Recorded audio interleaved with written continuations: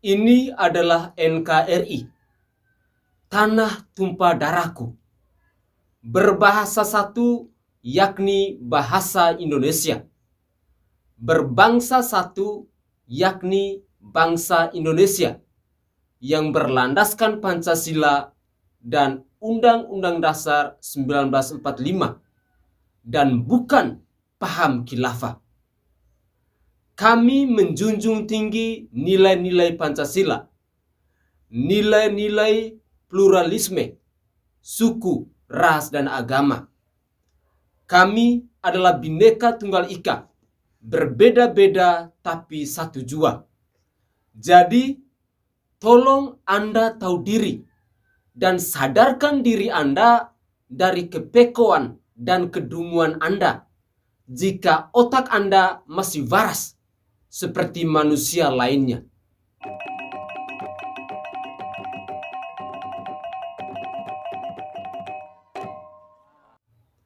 Halo Indonesia, salam NKRI.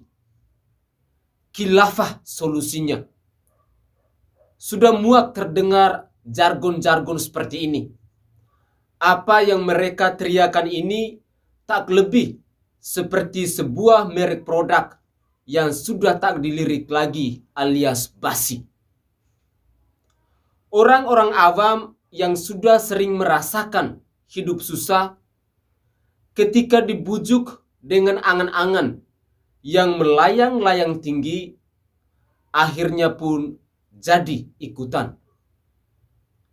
Mungkin orang-orang awam ini berusaha menghibur diri dari ketegangan ekonomi yang terjadi selama ini. Penjajah merek khilafah yang tidak jelas ini berhasil memanfaatkan orang-orang lugu. Islam akan jaya dengan khilafah. Semua manusia akan hidup sejahtera. Tidak akan ada kezaliman lagi di dunia ini. Mungkin begitulah harapan yang selama ini diidam-idamkan. Akan tetapi, ternyata sepanjang sejarah ada petinggi dari suatu negeri yang memakai merek khilafah ini kini hanya tinggal kenangan. Sejarah yang menjadi kebanggaan sembari mengharap akan terulang kembali. Tapi buntutnya hanya mengibuli umat dengan mimpi-mimpi yang terus menguap. Gaya marketing kekinian pun dikerahkan. Dunia maya sempat diramaikan merek khilafah yang hanya menghasilkan korban rakyat jelata. Iya, khilafah yang dijajakan oleh para pengasongnya hanyalah menjual mimpi. Tak ada sistem yang jelas, tak ada konsep yang kuat. Semua hanya sebatas jualan sementara. Tapi kenapa sampai saat ini masih bisa eksis? Mungkin karena memang banyaknya pengangguran yang mimpi basah di siang hari. Atau mungkin dengan merek khilafah, lahan pekerjaan itu terbuka, yaitu pekerjaan menjual mimpi agar tetap terbuai. Atau bisa jadi ini adalah gerakan transnasional yang tidak akan pernah redup. Bisa jadi melalui jualan merek khilafah, Indonesia akan tetap menjadi sibuk. Sibuk menghadapi orang-orang dungu yang bebal. Orang-orang yang tidak mau memahami makna khilafah yang sebenarnya. Lihat saja, konvoi sepeda motor dengan bendera dan tulisan khilafah masih pedeh berkeliling di jalan-jalan. Sepeda motor yang digunakannya bisa dipastikan adalah buatan dari orang-orang atau negara yang mereka sebut kafir. Maka jangan pernah bertanya tentang makna khilafah yang sebenarnya kepada pengendara motor yang konvoi sambil mempromosikan merek khilafah itu. Mereka tidak akan pernah paham. Mereka hanya korban dari angan-angan yang dibuai. Mereka bermimpi akan kehidupan yang serba enak dan nyaman. Padahal sepanjang sejarah, perang dan pergumulan manusia tidak pernah sepi. Malah ke depannya bisa semakin ramai dan semakin cepat menelan korban yang begitu banyak. Dan itu bisa dipicu dengan pemaksaan berjualan merek khilafah ini atau pemaksaan egoisme. Mungkin para korban yang terdoktrin itu bisa diobati dengan terwujudnya kesaktian Pancasila. Bahwa ideologi Pancasila sebenarnya juga mampu mewujudkan cita-cita kesejahteraan bagi seluruh rakyat. Pancasila sudah jelas konsep dan poin-poinnya. Selebihnya adalah perjuangan yang tiada henti dalam perwujudan yang nyata di negeri ini.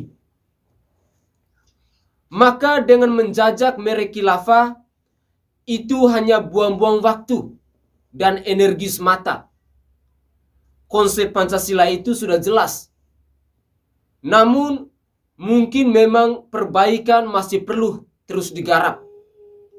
Dan itu jauh beda dengan merek khilafah yang selama ini mereka keluarkan. Konsep khilafah versi Kadrun adalah seperti orang yang tidak bisa berenang lalu nekat terjun ke laut yang paling dalam karena saking pedenya. Dan itu sudah pasti akan tenggelam.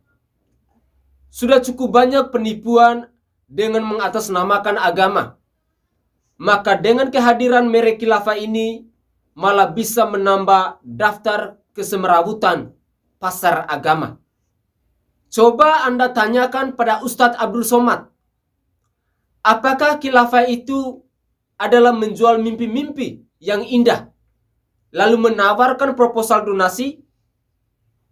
Kemudian hasil dari donasi itu dipakai para ustadznya untuk pelesiran ke negara orang-orang kafir? Atau donasinya buat kawin lagi? Atau juga coba tanyakan pada Bastiar Nasir, apakah khilafah itu melawan pemerintahan yang sah?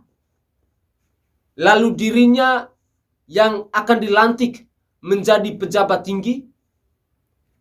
Sembari mengimpor kencing onta dari Saudi buat mengeraskan atau membuntukan pikiran para jemaah?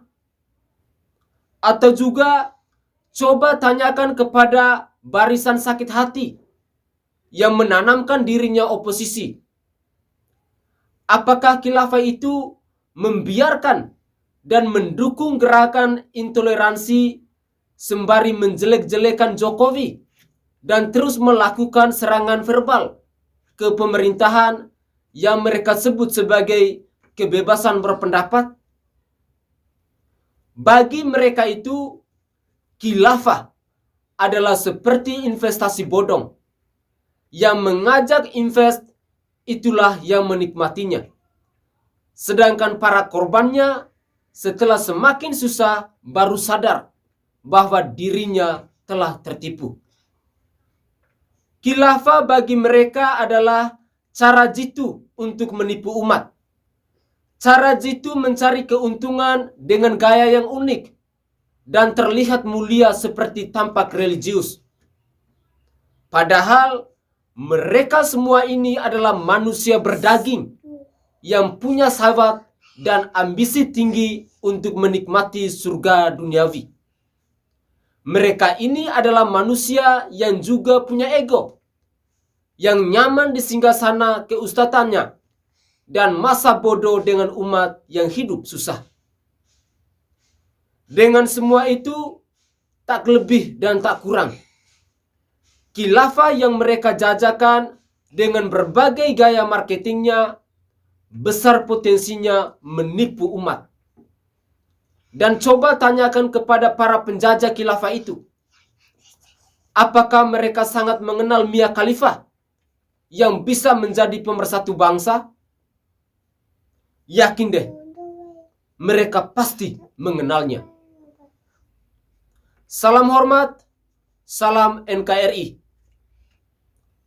Semoga para khilafah cepat sadar dari kedunguan dan kebegoannya ini. NKRI harga mati. Pancasila tetap di hati.